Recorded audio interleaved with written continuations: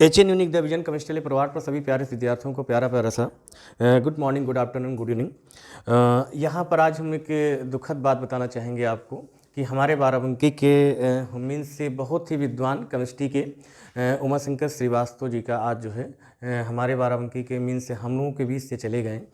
हमें दुखद मैं इसलिए उनका जिक्र किया क्योंकि केमिस्ट्री के ज़बरदस्त टीचर रहे हैं, उसमें कोई दो राय नहीं रहा है। मैं ऐसे टीचर को मैं दूरदृष्टि से भी प्रणाम करता हूं और मैं यही ईश्वर से प्रार्थना करता हूं कि उनकी आत्मा को शांति मिले और मीन्स और सभी विद्यार्थियों को भी उनसे सीखना चाहिए था और एक अच्छे परफेक्ट टीचर रहे हैं। मैं उनको फिर दूरदृष्टि से नमन करता हूं, उनकी आत्मा को शांति मिले। चलिए अच्छा, हम स्टार्ट करते हैं, अपने चैनल की तरफ बढ़ते हैं, मीन्स अपने लेक्चर की तरफ बढ़ते हैं। एचएन यूनिक डिवीजन केमिस्ट्री वाले परिवार से जुड़ने के लिए थैंक्स आपको। और जो लोग पहली बार जुड़े हैं चैनल से, चैनल को सब्सक्राइब, लाइक एंड शेयर करना नहीं भूलिएगा लाल। और दूरदृष्टि जो लोग हैं जो ऑफलाइन क्लासेज नहीं ले सकते, ऑनलाइन क्लासेज मीन्स कॉन्टैक्ट में जुड़े हैं, उन तक वीडियोज़ को शेयर कीजिए, ना जाने किसके वीडियोज़ काम आ जाए। चलिए अच्छा, माइंड को कॉन्सेंट्रेट करके पेपर कलम लेके बैठिए आप लोग। किसी भी प्रकार का कोई भी क्वेश्चन यदि आपके माइंड में आता है तो बेशक बेहिचक बेधड़क होकर आप क्वेश्चन पुटअप कीजिएगा। मैं यहाँ फिर कहना चाहूँगा कि हमारे बाराबंकी के एक विद्वान केमिस्ट्री के चले गए आज, और ऐसे विद्वान बाराबंकी में बहुत रेयर केस में आएंगे। मैं उनसे पढ़ा तो एक्सेप्शन में हूँ, मीन्स 1 या 2 दिन, लेकिन फिर भी हमारे लिए वो परफेक्ट मेरे लिए आदर्श रहे हैं।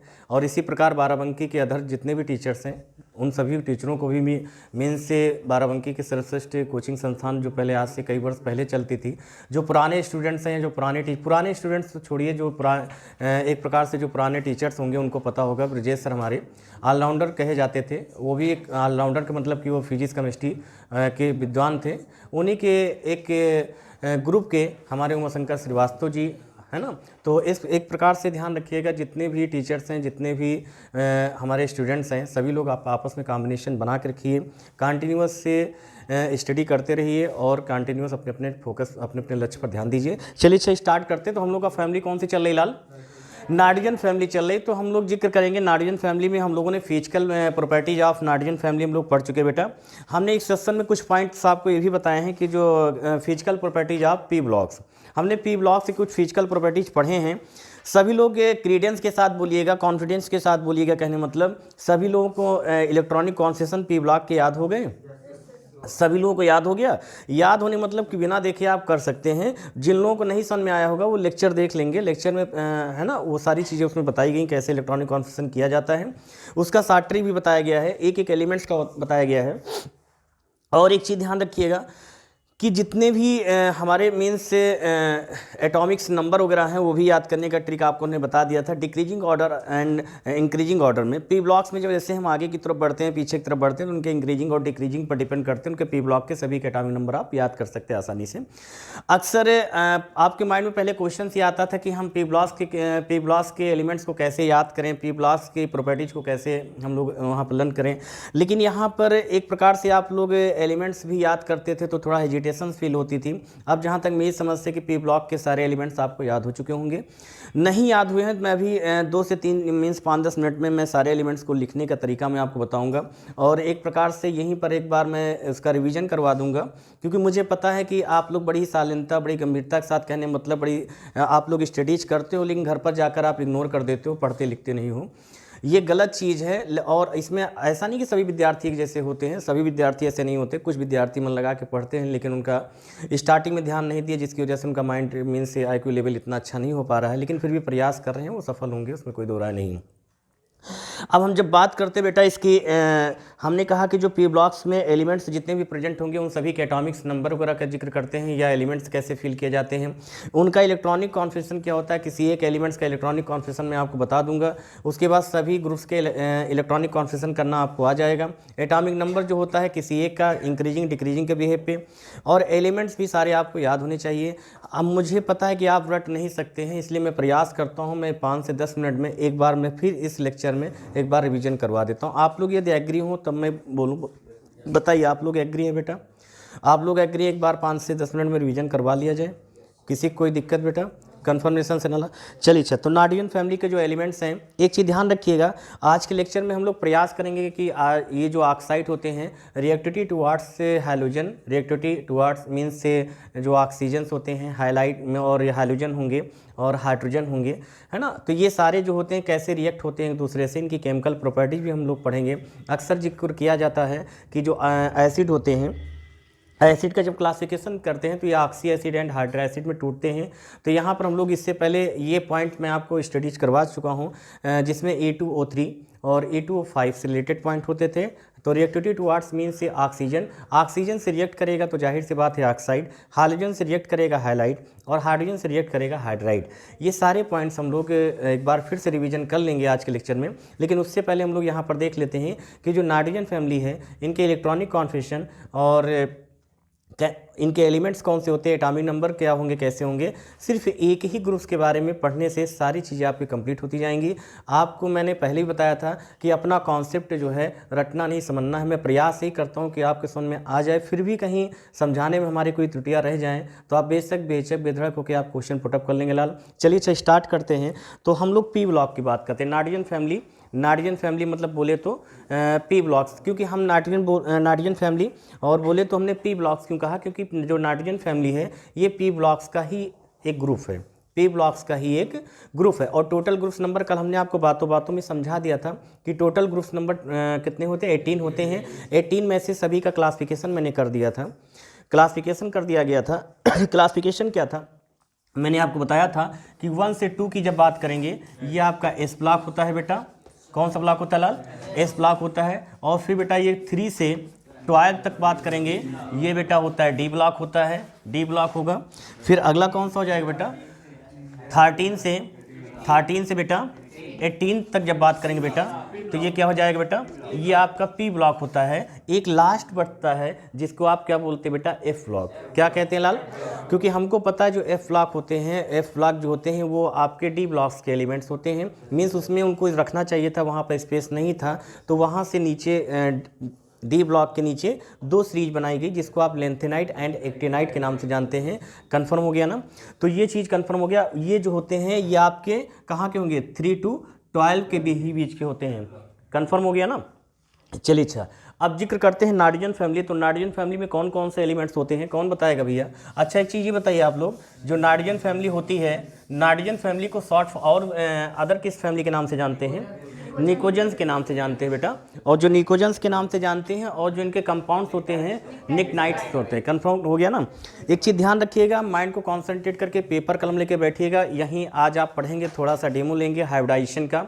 Chemical properties of nitrogen family में आपको जिक्र करके बताया जाएगा। मीन्स यहाँ पर जिक्र होगा कि नाइट्रोजन फैमिली में ऐसे कौन से एलिमेंट्स हैं, मीन्स ऐसे कौन से कंपाउंड्स हैं जिनका हाइब्रिडाइजेशन नहीं होता है। तो ये सारी चीज़ें हम लोग पढ़ेंगे एक बार। लेकिन उससे पहले एक चीज़ ये सीखेंगे, कौन सा, माइंड में इमेज बनाइए। हम ओनली पी ब्लॉक्स में एक ही ग्रुप से electronic configuration, atomic number, elements याद करने के तरीके सीख लेंगे। चलिए अच्छा, सबसे पहले नाइट्रोजन फैमिली में ये किसकी बात की जा रही है लाल, फिफ्थ ए बोले तो लाल 15 की बात की जा रही है ना। कौन कौन से एलिमेंट्स होते हैं लाल, नाइट्रोजन, फास्फोरस, फिर arsenic, antimony and bismuth. Confirm हो गया लाल ना। ये हमारे एलिमेंट्स होते हैं। और टोटल ग्रुप्स नंबर क्या होते हैं, general formula of P blocks. General formula of P blocks means all groups के जब हम जनरल फार्मूला सीखते हैं तो 1s2 एंड NH2 बोल सकते हैं, NH2, फिर क्या होगा NP1 से स्टार्ट करेंगे, फिर NH2, NP2, NH2, NP3, NH2, NP4, NH2, NP5 और NH2, NP6। P में मैक्सिमम इलेक्ट्रॉन्स नंबर 6 होते हैं और 6 + 2 = 8 मीन्स यही हमारा लास्ट इलेक्ट्रॉनिक कॉन्फिगरेशन होता है का जनरल फार्मूला। क्लियर। तो यहाँ पर आप चाहे इस चीज़ को बेटा लिख सकते हैं। टोटल ग्रुप ये आपका 5th हो गया बेटा। 5th से पहले क्या होगा लाल, 4th A होगा बेटा। इससे पहले कौन सा होगा लाल, 3rd A होगा। 3rd A अभी मैंने आपको कुछ मिनट पहले बताया था कि 13 to 18। तो बेटा ये क्या है लाल, ये 13 हो गया लाल, ये क्या है 14, 15 हो गया। अब क्या हो जाएगा 6A, फिर भैया 7th A, फिर क्या लाल 8th A। कंफर्म, क्या हम इसे बेटा 16 लिख सकते हैं? इसे लाल हम 17 लिख सकते हैं? इसे भैया क्या हम 18 लिख सकते हैं? लिख सकते हैं लाल ना। तो अब अगर हम बात करते हैं बेटा, जिक्र करते हैं कि इनके जनरल फार्मूला की बात करेंगे। किसकी बात करेंगे लाल? जनरल फार्मूला की बात करते हैं बेटा। तो जनरल फार्मूला इसका क्या होता है बेटा? NH2NP1। NH2 that is common, है ना। आप P में ही इलेक्ट्रॉन्स को इंक्रीज करते जाएंगे, P में ही इलेक्ट्रॉन्स को इंक्रीज करते जाएंगे, जो कि हमको पता है लाल क्या, P में मैक्सिमम इलेक्ट्रॉन्स नंबर ऑफ 6। तो स्टेप बाय स्टेप किसके अकॉर्डिंग हम लोग वहाँ पर हुंड्स के अकॉर्डिंग एक एक इलेक्ट्रॉन इंक्रीज करेगा, है ना। तो ध्यान देते हैं NH2, और ये फोर्थ का जनरल फॉर्मूला क्या होगा बेटा? NH2NP2, ये हो जाएगा ना। और इसका क्या हो जाएगा बेटा? NH2NP3, इसका बेटा NH2NP4, इसका बेटा NH2NP5, इसका लाल NH2NP6। आपने एक चीज देखा बेटा, कॉमन पॉइंट्स। क्या सीखा बेटा? NH2 that is common points, है ना।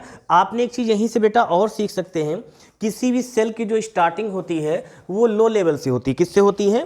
वो मतलब कि जिससे निम्न ऊर्जा स्तर से होती है। और सबसे कम ऊर्जा वाला सबसेल कौन सा होता है? S होता है। और उस सबसे हायर F होता है, क्योंकि F में total electrons number of 14 present होता है। मिनिमम की बात करेंगे तो S, मैक्सिमम की बात करेंगे तो किसकी बात करेंगे? F। कंफर्म हो गया लाल ना। चलिए अच्छा, ये आपने जनरल फार्मूला। यदि आपसे कोई पूछे कि नाइट्रोजन फैमिली, ऑक्सीजन फैमिली या हाइड्रोजन फैमिली या नोबल गैसेस फैमिली का जनरल फार्मूला क्या होता है, या इलेक्ट्रॉनिक कॉन्फिगरेशन का जनरल फार्मूला क्या होता है, तो आप क्या बोलेंगे? आप इनमें से जिसका पूछा जाएगा वो बता दीजिएगा। क्लियर? और हाँ, ये चीज़ आप जानते हैं कि जनरल फार्मूला से हम लोग कई सारी चीज़ें सीखते हैं। हमको जनरल फार्मूला से ये चीज़, ये फ़ायदा होता है, ये चीज़ कन्फर्मेशन होता है कि इसका अंतिम इलेक्ट्रॉन किस से सबसेल में जा रहा है, और सबसेल से ही पता कर लेते हैं किस ब्लॉक का है। अब भाई देखिए लाल, ये जितने भी ग्रुप्स बनाए हैं आपने लिखे यहाँ पर, ये कौन से लास्ट में देखिए कौन सा सबसेल आ रहा है? पी ही आ रहा है ना। कन्फर्मेशन हो गया। ये क्या है? ये P ब्लॉक के एलिमेंट्स हैं। आगे बात सुन में, लास्ट इलेक्ट्रॉन्स, हमने एक चीज यहां पर और सीखा इसके साथ साथ, कि जो लास्ट इलेक्ट्रॉन्स जो होता है उसी सबसेल में जाएगा जिस ब्लॉक का एलिमेंट्स होगा। तो ये P ब्लॉक का एलिमेंट्स है, तो लास्ट इलेक्ट्रॉन्स किस सबसेल में जा रहा है? तो सेंस लगाओ, S का यदि एलिमेंट्स होता तो उसका लास्ट इलेक्ट्रॉन किस सबसेल में जाता? S में जाएगा। तो आपने यहाँ पर एक चीज सीखा, बड़ी शालीनता, बड़ी गंभीरता के साथ आपने पढ़ी, इस बात को समझा, लेकिन कंफ्यूज हो गए। अब डी ब्लॉक क्या करता है? वो उसके अधिकांश इलेक्ट्रॉन अदर सबसेल में इंटर कर जाते हैं, इसीलिए वो कलर आयन देते हैं, है ना। चलिए अच्छा, ध्यान दीजिएगा, सीरियस होकर पढ़िएगा nitrogen family means P block, क्योंकि बहुत जल्दी आप डी ब्लॉक के पास जाने वाले हैं, ध्यान रखिएगा। तो ये कन्फर्मेशन हो गया। अब चलिए नाइट्रोजन फैमिली में, अच्छा सारे एलिमेंट्स को याद करने का तरीका आपको पता है ही, कौन कौन से होते हैं बताइए? बी बोरान, फिर एल्यूमिनियम, फिर गैलियम, फिर इंडियम, फिर थैलियम। इसका क्या हो जाएगा? कार्बन, सिलिकॉन, क्या हो जाएगा? कार्बन, सिलिकॉन, जर्मेनियम, फिर टिन का सिंबल Sn, फिर लास्ट लेड सिंबल Pb, है ना। और नाइट्रोजन में ये तो है ही है, ये तो है ही है। और इसका ऑक्सीजन का, ऑक्सीजन इसी सामने लिखिएगा, सल्फर, सेलेनियम, टेलेनियम, फिर क्या हो जाएगा? पोलोनियम। हाइड्रोजन में ऑक्सीजन के सामने फ्लोरीन, क्लोरीन, ब्रोमीन, आयोडीन, अस्टाटीन, है ना बेटा। और फ्लोरीन के आगे इस हीलियम नहीं, हीलियम ऊपर होता है, हीलियम ऊपर की तरफ होता है, तो फ्लोरीन के आगे नियॉन, हीलियम तो ऊपर होता है, फिर क्या हो जाएगा? आर्गन, फिर क्रिप्टॉन, फिर जेनॉन, फिर भैया रेडान। अब देखो यहाँ पर एटॉमिक नंबर तो आपको पता है ही, वही 7, 15, 33, 51, 83। ये किसका है बेटा? 7, 15, 33, 51, 83, 7, 15, 33, 51, 83, 0 दैट इज इंटर, ध्यान रखना। तो इसका क्या हो जाएगा बेटा? 7, 15, 33, 51, 83। सभी के एटॉमिक नंबर लिख लोगे सब लोग, कोई दिक्कत तो नहीं बेटा। अब देखिए इसका अगर करते हैं, जैसे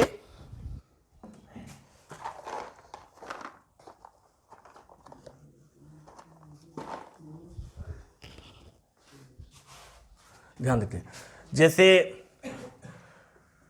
तो कार्बन का एटॉमिक नंबर कितना होगा 6, इसका 5 है ना, और इसका कितना होगा 8, इसका तो इसका 10, कंफर्म हो गया। और इसका कितना है बेटा फास्फोरस का, देखिए तो इसका कितना होगा 14, इसका कितना होगा कंफर्म। अच्छा इसका कितना होगा सल्फर का 16, इसका लाल 18, कंफर्म हो गया।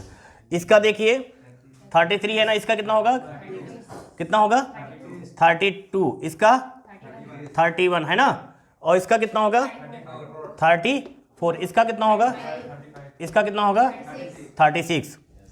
अब इसका कितना होगा लाल 50 है ना, और इसका कितना होगा 49, नेक्स्ट वाले का 52, फिर नेक्स्ट का 53, नेक्स्ट वाले का 54 है ना।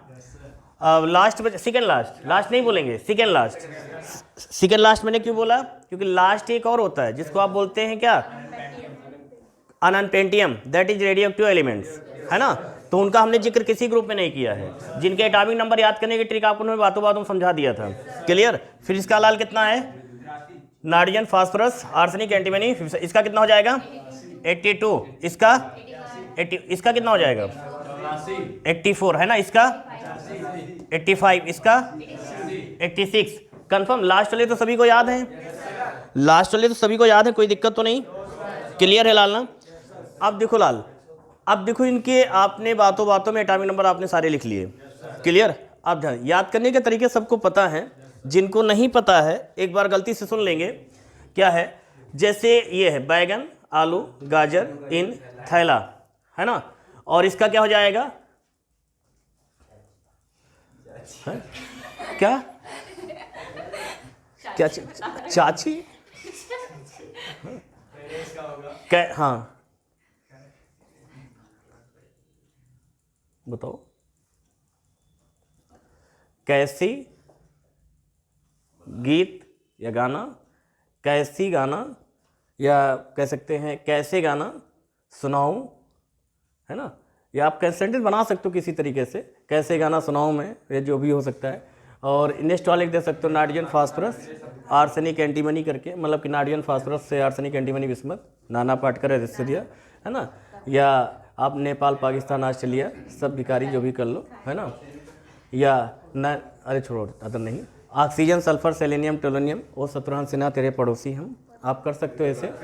और फिर कलबाहरा एंटी, और ये आपको क्या कर सकते हो हेने, ऊपर हेने है ना, हेने आकर, फिर क्या है जेने या जीना, जो भी अपना बोल लेना सेंटेंस।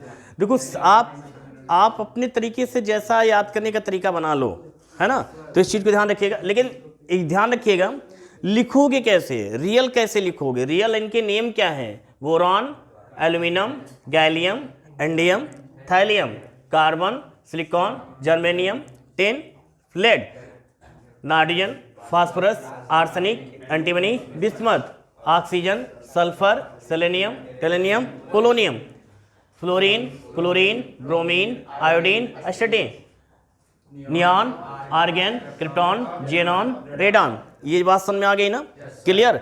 अब एक चीज़ ध्यान रखिएगा, अब जब बात करते आपने सारे एलिमेंट्स लिखना आ गए, आपको लिख लोगे ना, कोई दिक्कत तो नहीं। अच्छा एटॉमिक नंबर भी सभी लोग लिखना आ गया।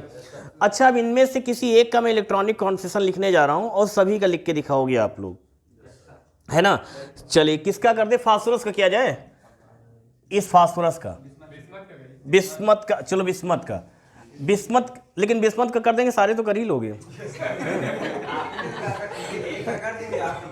है ना, पिछला लेक्चर देखोगे नहीं फिर है ना। बिस्मथ वाले में भी देखिए ये कर देंगे, उसमें एक इंक्रीज करते जाओगे है ना, ये तो मुझे पता ही है। चलिए अच्छा बिस्मथ का क्या है, क्या हो जाएगा, चलिए स्टार्ट करते हैं, बोले बेटा क्या हो जाएगा 1:2, 2:2, 2p6, 3:2, 3p6 3d10 4s2 4p6 फिर बोलिए 4d10 4f14 5s2 बोलो आगे भैया, कह दो हम नहीं बोलेंगे 5p6 5d10 फिर 6s2 6p3 कह दो आप बोल देंगे लास्ट में चलो ध्यान देते हैं यहाँ पर।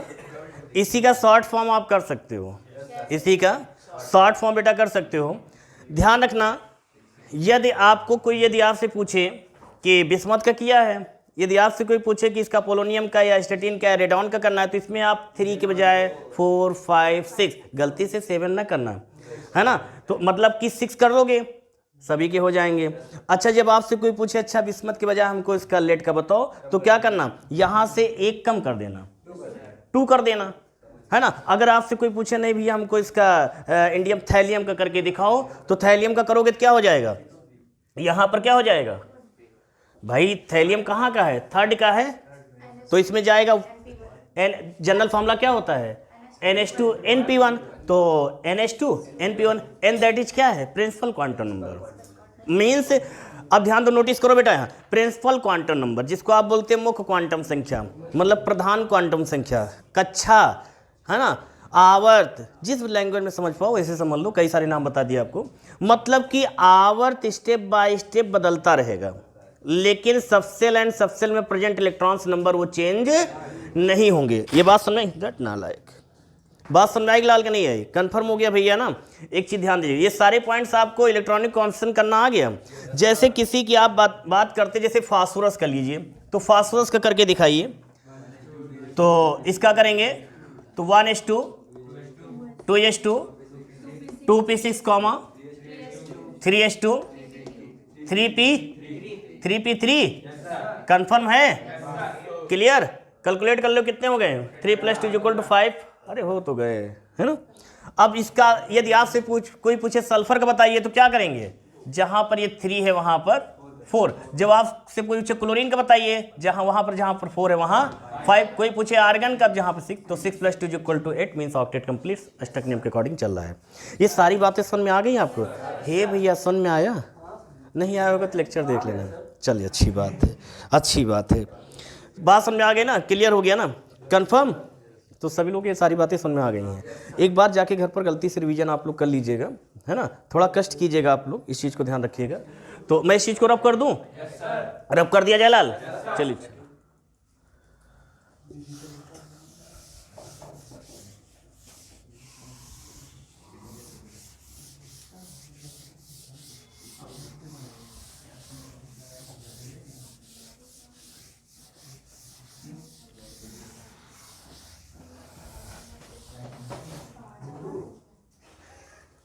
कौन किसको भैया, क्या दिक्कत, मेल्टिंग पॉइंट लो है क्या, चलो अच्छा ध्यान देते लाल, है ना। अब हम लोग चलते हैं chemical properties of P blocks, means P blocks में नाइट्रोजन फैमिली, पी ब्लॉक्स में नाइट्रोजन फैमिली। अब यहाँ पर सीरियस होके पढ़ना लाल, reactivity towards hydride means hydrogen, हम या आप ऐसे बोलेंगे, ऐसे बोल सकते हैं रिएक्टिविटी ऑफ, मतलब या रिएक्टिविटी टुवर्ड्स हाइड्रोजन, या आप हेडिंग डाल लेंगे हाइड्राइड, है ना, मीन्स हाइड्रोजन से रिएक्ट करेगा, मीन्स हम उसकी प्रॉपर्टीज पढ़ेंगे हाइड्राइड, और ऑक्साइड मीन्स ऑक्सीजन से होगा तो ऑक्साइड, हाइड्रोजन से होगा हाइलाइट, है ना। लेकिन अभी हमने कुछ मिनट पहले आपसे बताया था कि ऐसा मीन्स नाइट्रोजन फैमिली में ऐसे कौन से एलिमेंट्स है, क्वेश्चन का भी एक नंबर भी आ सकता है लाल, कि ये आपके क्या बोलते हैं हाइब्रिडाइजेशन नहीं शो करता है, ऐसा कौन से कंपाउंड्स, ऐसे कौन से एलिमेंट्स के कंपाउंड्स हैं जो हाइब्रिडाइजेशन नहीं शो करते हैं। इसलिए ध्यान रखिए क्या रीजन्स है, उसके पीछे भी कई रीजन्स हैं, तो ध्यान रखिएगा। यहाँ पर डायरेक्टली मैं सिर्फ इतना बताना चाहूँगा, आपके सामने कंपाउंड लिख रहा हूँ, नाइट्रोजन हो गया, फास्फोरस हो गया, आर्सेनिक हो गया, एंटीमनी हो गया, बिस्मथ, इनमें से ऐसे कौन से एलिमेंट्स हैं जिनके कंपाउंड्स हाइब्रिडाइजेशन नहीं शो करते हैं, मतलब नाइट्रोजन, है ना, बताया गया था शायद ये पॉइंट कर, तो मतलब ये हाइड्राइड पॉइंट देते हैं, H3 ये क्या हो जाएगा, ये क्या हो जाएगा, कंफर्म हो गया बेटा ना। ध्यान दीजिएगा NH3 जो है ये हाइब्रिडाइजेशन को शो करेगा, लेकिन अदर जितने हैं यहाँ आप लिखेंगे क्या, नो हाइब्रिडाइजेशन, नई बात समझ में आई, नो हाइब्रिडाइजेशन। क्लियर? मतलब ये हाइब्रिडाइजेशन क्यों नहीं शो करते? अगर समझना होगा इस चीज़ को तो कमेंट्स करके पूछिएगा। ऑनलाइन भैया आपको, ठीक है, ध्यान रखना, लेकिन सीरियस नहीं, तुमको बोलना जरूरी। ऑनलाइन है भैया, ऑनलाइन पे ऐसे ऐसे गाँव के देहात के ऐसे ऐसे न जाने कहाँ कहाँ लोग जुड़े होंगे। ऐसा नहीं कि आप जैसे आप लोग देखो कितने हैं, बात समझते, मैं कुछ कहना नहीं चाहूँगा, लेकिन फीलिंग कर रहे होंगे कि कितने स्टैंडर्ड में हो, पता है ना। लेकिन जब तक कई तरीके से ना समझो समझ में नहीं आता। ऐसे ऑनलाइन की दुनिया में लोग बैठे होंगे कहीं, ना जाने घर के किस कोने में किनारे बैठे होंगे। चलो अच्छा ध्यान देते हैं, ये सारे पॉइंट्स क्लियर हो गए बेटा ना। तो नो हाइब्रिडाइजेशन मतलब कि जो आपका ये अमोनिया होता है, इसका नाम क्या है लाल? ये अमोनिया होता है, अमोनिया। तो अमोनिया में ये कैसा नेचर होता है, हाइब्रिडाइजेशन कौन सा होता है, कौन बताएगा? बताओ बेटा, क्या नाम है तुम्हारा लाल? शिव। बताओ बेटा, इसमें हाइब्रिडाइजेशन कौन सा होगा लाल अमोनिया में? sp3 होगा। कितने लोग सेटिस्फाइड sp3 से हैं? सभी लोग सेटिस्फाइड हैं, एक्सेप्शन में कुछ को छोड़ के सभी लोग सेटिस्फाइड। अब कुछ लोग कर रहे हैं क्यों? देखो अमोनियम बेटा sp3 होता है ना। कैसे जरा देख लो, इसके पास एक लोन पेयर प्रेजेंट होगा ना, और हमने बताया था कि लोन पेयर दैट इज, ये चीज आपके माइंड से बात उतर सकती है, ध्यान रखिएगा। लोन पेयर आपका जो है वन लोन पेयर 1 सिग्मा, और हाइड्रोजन से 3 sigma, 3 sigma plus 1 equal to 4, 4 sigma that is sp3। कुछ लोग सुनने में बहुत अच्छा लगा होगा, है? हाँ, समझ नहीं पाएंगे, मैं गलत तो नहीं कर रहा हूँ, कुछ लोगों को सुनने में बहुत अच्छा लगा होगा, है ना, लेकिन जो है उनके समझ में नहीं आया होगा। क्यों बेटा? देखो भैया अभी बताएंगे, है ना लाल? शिव, समझ में आया? देखो बेटा कैसे, जरा देखो, जैसे अमोनिया है, इसके पास ये इलेक्ट्रॉन्स बचे होंगे, तो 1 लोन पेयर है ना। और एक चीज ध्यान दें, 1 lone pair electrons coordinate bond, coordinate bond, है ना। और कोऑर्डिनेट बॉन्ड बनाएगा जिसको आप शो करते हैं किससे? जिसको आप शो करते हैं किससे? इस साइन से, डेटिव बॉन्ड, कोऑर्डिनेट साइन। तो हमने एक चीज पहले भी पढ़ा था कि सिग्मा मीन्स अगर कहीं सिंगल बॉन्ड हमको दिखता है तो समझ जाना लाल क्या है, उसमें एक सिग्मा मिल रहा है। जितने सिंगल बॉन्ड दिखेंगे उतने आपको सिग्मा बॉन्ड मिल जाएंगे। लेकिन हमने देखा यहाँ पर टोटल सिंगल बॉन्ड कितने हैं? 3, तो 3 मतलब 3 सिग्मा और एक आपका लोन पेयर। हमने आपको ये भी बताया था कि लोन पेयर्स को भी ऐड करेंगे। 1 लोन पेयर मतलब 1 सिग्मा, 2 लोन पेयर, बात समझा? तो यहाँ पर लाल 1 लोन पेयर मतलब कि 1 सिग्मा ये और 3 सिग्मा ये, कितने सिग्मा हो गए? 4 सिग्मा हो गए लाल ना। तो 4 सिग्मा का मतलब क्या हो जाएगा बेटा? sp3 हाइब्रिडाइजेशन, है ना। क्लियर हो गया, कंफर्म हो गया ना। चलिए चल, अब आपसे और एक चीज ध्यान रखिएगा। चलिए अगले पॉइंट की तरफ बढ़ते हैं। जब हाइड्राइड की बात करते थे, हाइड्राइड, हाइलाइट, ऑक्साइड, तो अब आप लोगों को एक रिवीजन पॉइंट्स है मेन से टुवर्ड्स, बोल सकते हैं कि हाइलोजन, जैसे कि X3 से जब कराया गया था, हमने आपको बताया था कि नाइट्रोजन जो होता पेंटा नहीं बनाता है ना। नाइट्रोजन पेंटा हाइलाइट नहीं इंडिकेट करता है। और एक चीज़ ध्यान रखिएगा, इसके पीछे कई रीजन्स हैं कि जो डी ब्लॉक्स होते हैं, डी ब्लॉक्स में इलेक्ट्रॉन नाइट्रोजन के नहीं जाते हैं, है ना। तो इसमें इनकी जो और एक चीज़ भी है, हमने देखा कि जो नाइट्रोजन फैमिली में जो मेटालिक करेक्टर होता है वो टॉप टू बॉटम क्या होता है? डिक्रीज होता है। टॉप टू बॉटम क्या होता है? Metallic character. मेटालिक करेक्टर क्या जाएगा? इंक्रीजिंग ऑर्डर में जा रहा, मतलब मेटल नीचे प्रेजेंट होता है सबसे। कंफर्म हो गया ना। अच्छा एक चीज़ ये बताइएगा यहीं पर अभी, है ना, बहुत सीरियस आप लोग हो, आप लोग पढ़, एक चीज़ बताऊँ, आप लोग पढ़ने में बहुत अच्छे हो। ऑनलाइन भैया आप लोगों से भी कह रहा हूँ, और आप लोग भैया पढ़ने में बहुत अच्छे हो, है ना। एक चीज़ ध्यान रखो, माइंड को कॉन्सेंट्रेट करें, लेकिन क्वेश्चन का आंसर दिया करो आप लोग, ठीक है ना। ध्यान रखो। क्यों बेटा? अनिकेत, है ना, क्या नाम बेटा? अनिकेत ही नाम है ना। अच्छा चलो भी क्वेश्चन पूछते हैं लाल। चलो बेटा ध्यान रखना लाल, जब बात करते बेटा इसके नाइट्रोजन, फास्फोरस, आर्सेनिक और एंटीमनी, बिस्मथ, ध्यान रखना इनके जो कंपाउंड्स होते हैं, नाइट्रोजन फास्फोरस के कंपाउंड्स, जब आपसे कोई पूछे कि नाइट्रोजन और फास्फोरस के कंपाउंड जब ऑक्साइड नेचर की बात करते हैं यहाँ पर, तो अगर आपसे कोई पूछे कि नाइट्रोजन फास्फोरस के कंपाउंड्स मीन्स ये कैसे होते, तो आप बोलेंगे एसिडिक। क्या बोलेंगे बेटा? एसिडिक। कंफर्म हो गया ना, नोट कर लीजिएगा आप लोग, एसिडिक नेचर का, क्योंकि हम लोग जानते हैं मेटालिक करेक्टर नीचे बढ़ेगा, नीचे की ओर जा रहा है ना, तो मेटालिक करेक्टर बढ़ेगा तो बेसिक नेचर आएगा, क्योंकि मेटालिक करेक्टर बेसिक से आता है और एसिडिक नेचर नॉन, है ना। तो अब ये क्या हो जाएंगे? आर्सेनिक और एंटीमनी ये कैसे हो जाएंगे ना, ये मेटोलाइट होते हैं। तो मेटोलाइट दैट इज इनके कंपाउंड जो होते हैं एम्फोटेरिक होते हैं। क्या होंगे? एम्फोटेरिक होते हैं बेटा, उभयधर्मी एम्फोटेरिक। आ गई बात समझ में? एम्फोटेरिक। अच्छा लास्ट एलिमेंट बचा बेटा, इसको क्या लिखेंगे? इसको लिखेंगे बेसिक। क्या लिखेंगे? बेसिक करेक्टर होता है इसमें। जब आपसे कोई पूछे कि नाइट्रोजन, फास्फोरस, आर्सेनिक, एंटीमनी में ये सब कंपाउंड जो होते हैं किस नेचर के होते हैं, एसिड है ना, तो आप बोलेंगे कि ये जो है नाइट्रोजन, फास्फोरस एसिडिक नेचर का, और आर्सेनिक, एंटीमनी बेटा एम्फोटेरिक नेचर का, और ये जो होता है आपका बिस्मथ लास्ट बेसिक करेक्टर। तो आप इसको क्या बोल सकते हो? Top to bottom basic character increasing order, है ना। और अप टू बॉटम ऐसे बोल सकते हैं ना कि, और ये एसिडिक नेचर ऊपर की तरफ बढ़ रहा है। क्लियर? चलिए अच्छा, ये पॉइंट समझ में आ गया सब लोगों को? समझ में आया कि नहीं आया? कंफर्म। अब हाइड्राइड में इसकी एसिडिक नेचर, इसकी एसिडिक स्ट्रेंथ की बात करते हैं, है ना। तो एसिडिक स्ट्रेंथ लेंथ की जब बात करते बेटा, तो एक चीज अब हम यहाँ पर जिक्र कर सकते बेटा, क्या? A2O3 याद आया बेटा? कुछ नहीं याद आया? A2O5 कुछ याद आया?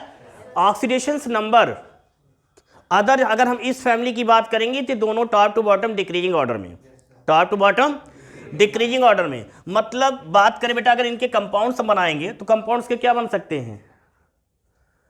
डिक्रीजिंग ऑर्डर, इंक्रीजिंग ऑर्डर, क्या बताएंगे लाल? एसिडिक नेचर में देंगे कैसे, क्या देंगे बताइए लाल? A2O3 और A2O5 के। अदर फैमिली में होगा तो हमने आपसे क्या बताया था कि इनके जो होते हैं acidic nature depend of oxidation number, है ना। तो आप इसको लिखेंगे बेटा, क्या लिखेंगे? E2O3 और इज ग्रेटर देन में क्या होगा? A2O5। मतलब क्योंकि इसमें इसकी +5 होती है, इसकी क्या होती है? +3। तो हमने कहा था अदर फैमिली की बात करेंगे, तो जब अदर फैमिली में बात करेंगे तो इनके ऑक्सीडेशन नंबर पर डिपेंड करता है कि किसका ऑक्सीडेशन नंबर ज़्यादा है। मतलब जिसका चार्ज ज़्यादा होगा उसका एसिडिक नेचर वहाँ पर ज़्यादा होगा। इसीलिए ये अदर फैमिली के लिए बात की गई। इस फैमिली के लिए क्या होता है? जस्ट मतलब अब जैसे थर्मल एनर्जी बताया गया था आपको, बॉन्ड एनर्जी बताया गया था ना, बॉन्ड लेंथ वगैरह बताई गई थी आपको, नहीं बताया गया था, है ना। नहीं बताया गया था क्या? सारे पॉइंट बताए थे बेटा। तो उसमें आप क्या करते हो, उसमें नीचे की तरफ जब जाते हो तो स्टेप बाय स्टेप क्या होता है बेटा? डिक्रीजिंग ऑर्डर में होता है। क्लियर? तो ये सारे पॉइंट्स ये बताइए आप लोग क्लियर हो गए हैं? किसी कोई दिक्कत तो नहीं है? तो हम लोगों ने यहाँ पर नाइट्रोजन फैमिली में हमने नाइट्रोजन फैमिली की फिजिकल एंड केमिकल प्रॉपर्टीज पढ़ लिया। फिर भी और एक चीज़ ध्यान रखिएगा, ऑनलाइन जो भी स्टूडेंट जुड़े हैं जिनको फिजिकल पॉइंट से केमिकल पॉइंट अदर कुछ नहीं समझ में आ रहे हैं, तो आप बेहिचक बेधड़क होकर पूछ सकते हैं। उस पॉइंट को मैं समझाने का प्रयास करूंगा। और लेकिन ध्यान रखिएगा, तो नाइट्रोजन फैमिली की हम लोगों ने यहाँ पर फिजिकल एंड केमिकल प्रॉपर्टीज आज कंप्लीट कर लिया। हम नेक्स्ट लेक्चर में पढ़ेंगे इनके जो है क्या पढ़ेंगे? कंपाउंड्स पढ़ेंगे। अब हम लोग पढ़ेंगे नाइट्रोजन के कंपाउंड्स, फास्फोरस के कंपाउंड्स कैसे क्या होते हैं। क्लियर? किसी कोई दिक्कत तो नहीं? एक चीज़ और यहाँ पर मैं बताना भूल गया, ये इंपॉर्टेंट पॉइंट से एक नंबर में आता है, मतलब कि कोवैलेंट कैरेक्टर जो होता है किसका सबसे ज़्यादा होता है? Covalent character. तो रीजन क्या है बेटा? मतलब कि जो इनका सहसंयोजक है ना, इनकी जो होता है, तो इसमें किसकी ज़्यादा होती है बेटा? नाइट्रोजन की सबसे ज़्यादा होती है। कैसे करोगे ध्यान रखना, जैसे हमने कहा कोवैलेंट जो इनका करेक्टर होता है ये डाउन टू बोल सकते हैं अप टू डाउन डिक्रीजिंग और down to up increasing order. मतलब इसको ऐसे शो करते हो, जैसे हम नाइट्रोजन, फास्फोरस, इसको छोड़ो, ये लिखा तो है यहाँ पे, ये देखो, है ना। आप ऐसे सिंबल से, अगर आपके पास टाइम कम बचे तो आप ऐसे सिंबल बना के इंडिकेट कर देना। क्लियर? मतलब ये कंफर्म, लेकिन हेडिंग डालेंगे क्या? Covalent character, covalent character. तो ये कंफर्म हो गया, नाइट्रोजन का कोवैलेंट कैरेक्टर सबसे ज़्यादा होगा। क्लियर हो गया ना? तो ध्यान रखिएगा, फिर भी किसी भी प्रकार का कोई पॉइंट्स रह गया हो तो आप बेहिचक बेधड़क होकर पूछिएगा। माइंड को कॉन्सेंट्रेट करके पेपर कलम लेके जरूर बैठिएगा। नेक्स्ट लेक्चर में हम लोग पढ़ेंगे कि नाइट्रोजन के कंपाउंड्स या इसके अदर जो कंपाउंड्स होते हैं, आप लोगों के लिए होमवर्क दिया जा रहा है, पढ़ के आएंगे, क्वेश्चन पुटअप किए जाएंगे। Allotropy of nitrogen, phosphorus, arsenic, antimony, है ना। इन सभी के एलोट्रॉपी कौन कौन से होते हैं, नाइट्रोजन के कौन कौन से होते हैं, अल्फा बीटा होते हैं, क्या होते हैं, रेड होते हैं, ब्लैक होते हैं, वाइट होते हैं, किसके क्या होते हैं, सारी चीज़ आप लोग पढ़ के आइएगा। मैं यहाँ पर एक चीज़ और यहाँ पर बताना चाहूँगा। ये जो हम जब बात करते, जैसे भी कहा गया था नाइट्रोजन, फास्फोरस से आर्सेनिक की एसिडिक और बेसिक नेचर करके कुछ बताया गया ऐसा। एक चीज़ ध्यान दीजिएगा बेटा, यहाँ पर ऐसे ही एलोट्रॉपी ऑफ नाइट्रोजन फैमिली के में जब हम सभी एलिमेंट्स की बात करते हैं तो माइंड में इस चीज़ को सेट कर लीजिएगा। जैसे भी मैंने आपसे कहा कि NH3 आपका हाइब्रिडाइजेशन शो करता है, that is sp3 hybridization, clear. लेकिन अदर जो एलिमेंट्स होते हैं बेटा वो हाइब्रिडाइजेशन नहीं शो करते हैं। ऐसे ही इसी से मिलता जुलता पॉइंट्स अगला पॉइंट्स है, जब हेडिंग डालेंगे एलोट्रॉपी अपरूपता, तो उसमें बिस्मथ को छोड़कर जितने भी एलिमेंट्स हैं वो सभी क्या करते हैं, क्या करते हैं लाल, एलोट्रॉपी उनके होते मीन्स शो करते हैं। तो यदि आपसे कोई पूछे कि नाइट्रोजन फैमिली में ऐसा कौन सा एलिमेंट्स है जो एलोट्रॉपी नहीं शो करता है, तो आप क्या कहोगे लाल, आप कहोगे बिस्मथ, मीन्स जिसका सिंबल क्या होता है बेटा, Vi होता है लाल। ये पॉइंट समझ में आ गया। मतलब बिस्मथ ही एक ऐसा एलिमेंट्स है जो एलोट्रॉपी कंडीशन मीन्स नहीं शो करता है, लेकिन अदर जितने एलिमेंट्स हैं वो आपके शो करते हैं। मैं आपको बातों बातों में से समझा दे रहा हूँ, इसका करेक्ट आंसर आप लोग देंगे। नाइट्रोजन जैसे अल्फा बीटा होता है, क्या होता है मतलब क्या आप बताएंगे, और जैसे दूसरा कमेंट्स करके भी आप लोग बता सकते हैं। दूसरी बात जो है, जो आपका रेड फास्फोरस सुना होगा, red phosphorus, black phosphorus, white phosphorus, हम लोग पढ़ेंगे यहाँ पर कंपाउंड्स उनके, red phosphorus, black phosphorus, white phosphorus. और जब बात करते हैं नाइट्रोजन के तो अल्फा बीटा हो गया आपका, आर्सेनिक होता है, आर्सेनिक भी आपका, और एंटीमनी, रेड करके यही सब होते हैं। तो कैसे क्या होते हैं आप लोग बताइएगा, इसका होमवर्क यही है आप लोगों का, ठीक है ना। चलिए अच्छा भैया ध्यान रखिएगा, जितने भी हमारे प्यारे से स्टूडेंट्स हैं सभी स्टूडेंट ध्यान रखिएगा और माइंड को कॉन्संट्रेट करके पेपर कलम लेकर बैठिएगा। एक एक क्वेश्चन को समझाने का प्रयास किया जाता है। नेक्स्ट लेक्चर को ध्यान से सुनिएगा, माइंड को कॉन्संट्रेट करके सुनिएगा, क्योंकि वेरी वेरी इंपॉर्टेंट है। चलिए अच्छा, नेक्स्ट लेक्चर में हमारी आपको मुलाकात होती है। Okay, best of luck.